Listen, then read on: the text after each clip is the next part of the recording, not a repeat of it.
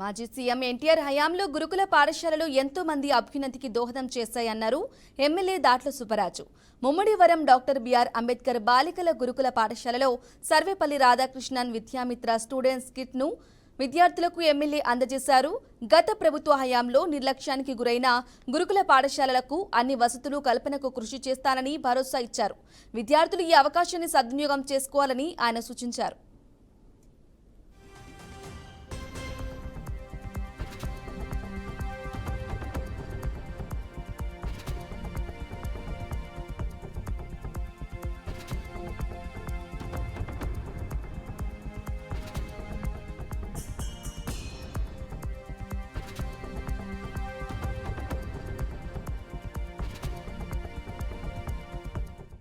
NT Ramarao గారు మొత్తం ముఖ్యమంత్రి అయిన తర్వాత వెనుకబడిన తర్వాత మనకి కూడా ఈ రెసిడెన్షియల్ పాఠశాలలు గురుకుల పాఠశాలలో మంచి మనసుతో ఆయన మన బాలయ్య గారు ముఖ్యమంత్రి చంద్రబాబు నాయుడు ముఖ్యమంత్రిగా ఉండగా మరి మన నియోజకవర్గానికి గురుకుల పాఠశాల తీసుకోవడంలో వారిద్దరికీ కూడా ప్రత్యేకంగా అభినందనలు మాత్రం తెలియజేసుకుంటూ మరి ఈరోజు ఈ కళాశాల నుంచి చదువుకునే వెళ్ళాలి చాలా మంది చాలా వయసులో ఉన్నారని చెప్పి మేడం చెప్పడం చెప్పారు. సుమారు 570 మంది స్టూడెంట్స్ కళాశాలలో పనిచేశారు.